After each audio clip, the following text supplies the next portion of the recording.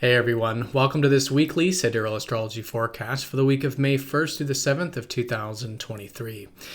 All right, so this week, a big week still astrologically as it has been lately because we've been in the eclipse season.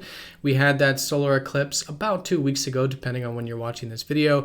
And this week we are going to have the halfway point of that eclipse cycle, which is the lunar eclipse, or in this case, partial lunar eclipse, which will be around Friday of this week. So as we do approach Friday, there is definitely that building of momentum. We'll be in the gibbous phase of the lunar cycle, which is more of that wind in the sails as we approach the highest energy phase of the month, which will be around that Friday time period. Of course, being an eclipse month, it is very good for transformations and changes along our life path to empower ourselves to do so. And I think towards the end of the week, there will likely be some insights, some new perspectives about our life path that perhaps will make some shifts and changes with, which are often the case during lunar eclipse time periods.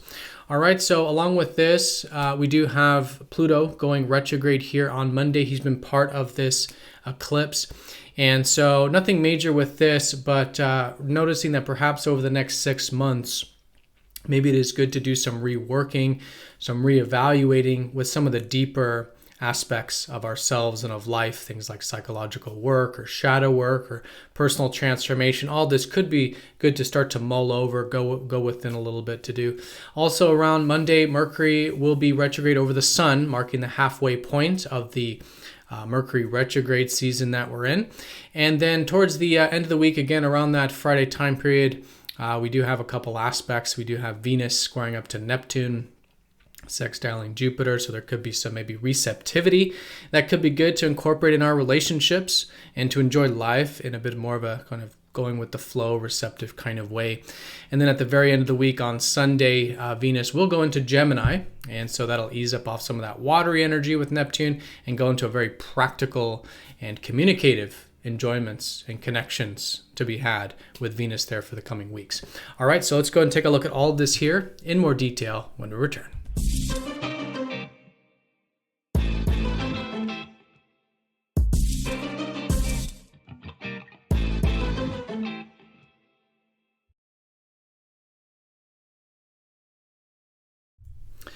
Alrighty, so here is the sky for this week. We're going to look at this for each day of the week, starting first with Monday, May 1st. And as you can see here, we are using the visible sky on this channel, which is very different from mainstream astrology. You will notice a lot of the signs are different. And so if you do notice some of these placements, like the sign placements of these planets are different from what you've normally heard, then definitely check out the link down below for more information. We're using what's called true sidereal astrology, and the signs do change from mainstream astrology. All right, so let's do a little bit of a recap coming into this week. Again, very important month being the eclipse month. The sun moving away from that north node where we had that eclipse about a week or two ago, depending on when you're watching this. And so it has been a good time for really new beginnings to our life path. That is what the north node eclipses signify, are developments of new things we can incorporate into our life to further our life journey. And so anything that is challenging ourselves, empowering ourselves to move some energy forward is great. With that being said, Mercury is retrograde. And so even though the momentum is certainly building in the lunar month, there is still a lot to be reworked and reconsidered with Mercury retrograde. So being adaptive, being a bit flexible with that, I think is great. All of this is now fully in the constellation of Aries. And so a lot of this is about cultivating the initiating side of ourselves, with the Sun and Mercury here particularly viewing life through the lens of how we can take initiative with things and maybe be a bit proactive with things as well. Get some of that action-oriented, fiery energy. So anything on that context I think is great, and it's just a good time for a bit of that fiery expression, again, with conscious and constructive ways as we're still kind of reevaluating, reworking that side of ourself with Mercury retrograde. Venus is finishing Taurus. She's going to go into Gemini around Sunday of this week. And so for the remainder of this week, I think still seeing the value and enjoyments we can have with the more natural world, maybe eating a good meal, going out into some nature, maybe, getting our feet dirty, just getting more involved with the natural world, even the sensual world as well, maybe some good comforts enjoyments of life, good, again, good meals or relaxation. All this kind of stuff can be very good with Venus in dignity. This is her home sign, and so it is easier typically to express this kind of side of ourselves. So still good for some of that, and connecting in our relationships in a way that I think is a bit grounded, could be a bit easy. We do have some Venus square this week I'll talk about, but again, connecting to life and others in our relationships in a way it's a little bit more of grounding, a little more of stopping to smell the roses and enjoying that simple life, I think is great. Mars still finishing Gemini this week. We'll be going into Cancer next week. And so when it does come to communications, there can be certainly that directness and fiery side, which has really been the case for these past weeks. And so that's still going on, a bit of directness, assertiveness coming through in the communications, but also maybe using some of that fire to learn, to gain some knowledge, do some practical studies. Things like this are, of course, great with this as well. Okay, so that's the placements here, again, in the context of building some momentum as we do approach that lunar eclipse on Friday. So breaking this down each day of the week, on Monday, we do have that Pluto going retrograde and the halfway point of the Mercury retrograde. And so in this case, nothing major with the Pluto since it's such a collective energy. And Pluto is retrograde for about half the year. But it is starting the next 6 months roughly of perhaps going within a little bit to re-examine some things that we can do some perhaps psychological work with, shadow work with, maybe some healing with, going a bit within to see maybe if there's some aspects of ourselves that we can become reacquainted with, let's say. And so usually the sides of ourself that's more in the unconscious, maybe the sides that have been a bit maybe exiled or rejected. We could say that our unconscious harbors or has all those parts of ourselves that aren't part of the ego, that we don't perhaps value or enjoy or have very positive value judgments about. So Pluto is a great time to re-embrace, reconnect with those lost or exiled parts of ourselves, or just the deeper part of ourselves. I'm using a lot of the words ourselves and within because the retrograde does tend towards the energy going more internalized in that sense. So it's just a bit of a shift with that. Maybe some things might shift around Monday, a bit of shift of direction with some of these things, and throughout this process, reclaiming more of ourself and thus becoming more empowered and transformed as a result. This is very important though because this whole eclipse season has been in a square with Pluto. And so in this case, it's been good to challenge ourselves already for self-empowerment and personal transformation. And so I think this might mark a bit of a shift to re-examine and perhaps go within to further that process. Now with Mercury also retrograde again, just generally with things in our day-to-day life, I think it's good to be a bit flexible and reworking with. But the halfway point when Mercury goes over the sun during the retrograde usually marks also a shift of perspective. And oftentimes the sun energy can be quite strong with this, and then it might drown out some of the mental or day-to-day stuff in the sense that maybe we might feel a bit cross-wired or it's called combust, in Vedic astrology. It's just too much of the fire energies, too much of the sun energies, drowning out the mental energies. But anything that does bring extra conscious attention to our minds, our thoughts, and our communications during this combustion, I think is fantastic. And by the way, the retrograde combusts are definitely easier to work with than the direct ones.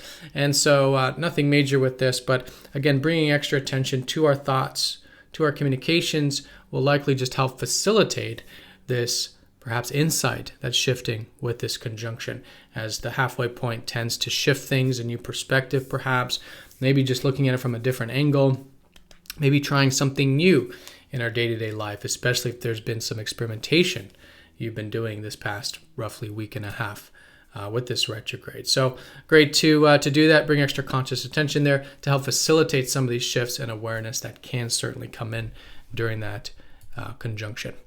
All right, so that's Monday. On a minor note to this, the moon will be shifting sign, going from Leo into Virgo. And so in this context, finishing up what was perhaps a weekend of maybe connecting a little bit more to the fun or playful sides of life, and going into what really will be the majority of this week, into the more improvement-oriented side of ourselves and of life, Virgo. And so the moon will be here in Virgo all the way up until the lunar eclipse on Friday.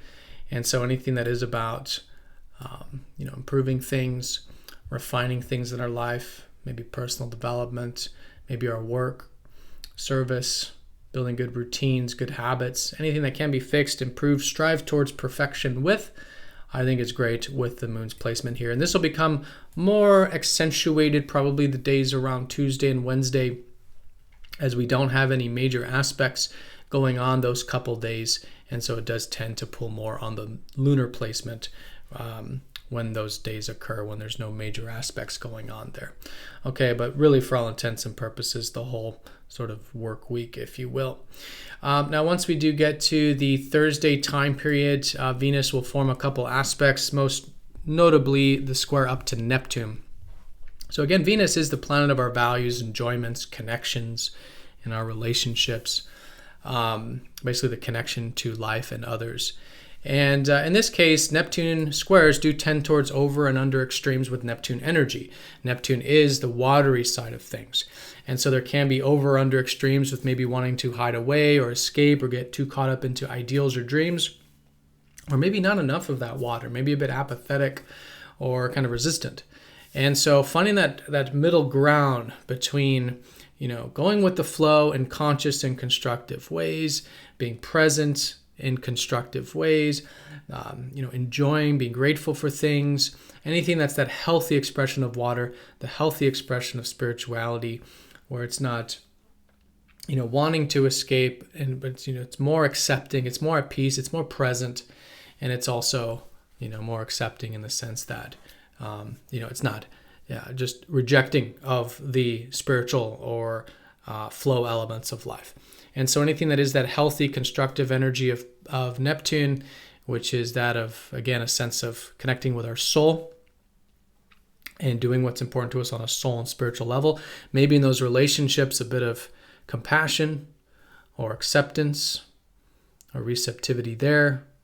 Anything that's intentional and constructive, because the squares do tend towards more of an unconscious energy of the extremes, but through conscious awareness, then it becomes more balanced and more constructive. So it can be a great time for all these things, enjoying a bit of receptivity, going with the flow a bit, maybe enjoying some of these spiritual or, watery element aspects of life, both for ourselves and in our relationships.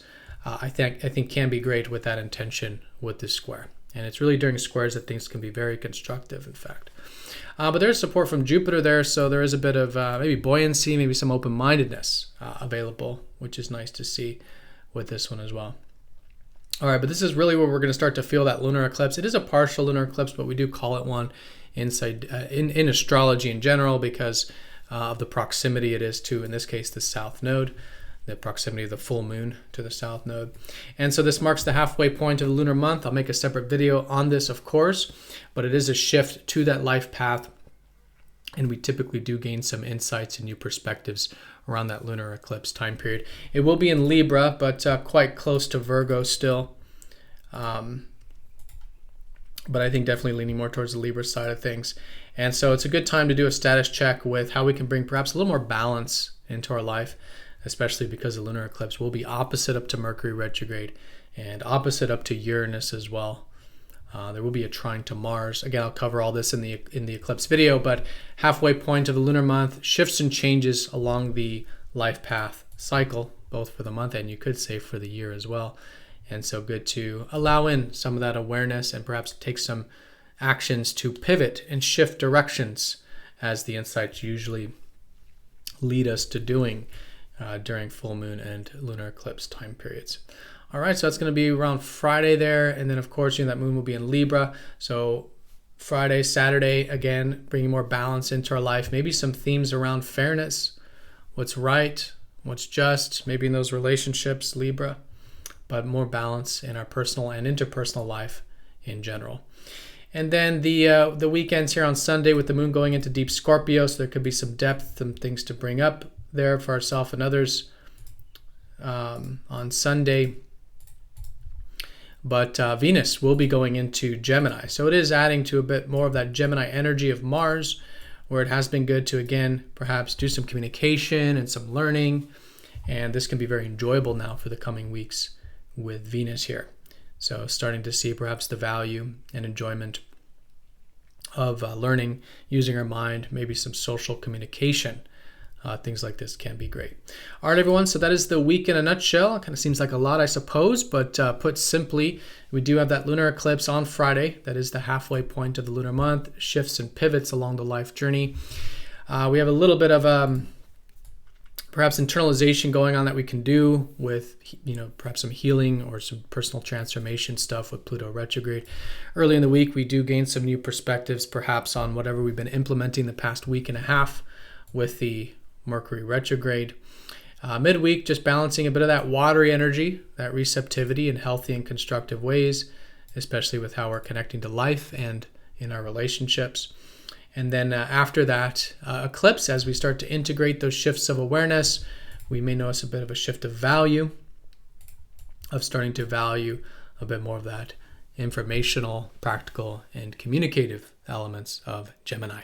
All right, so everyone have a fantastic week. Thank you so much for watching. Be sure to click the like button if you're watching this on YouTube. And if you're not yet signed up for MTZ Insiders, there is a free newsletter for you to sign up for that down below if you haven't yet. But have a great week, everyone. Thank you again, and I'll see you all next time for the next astrology forecast. Take care.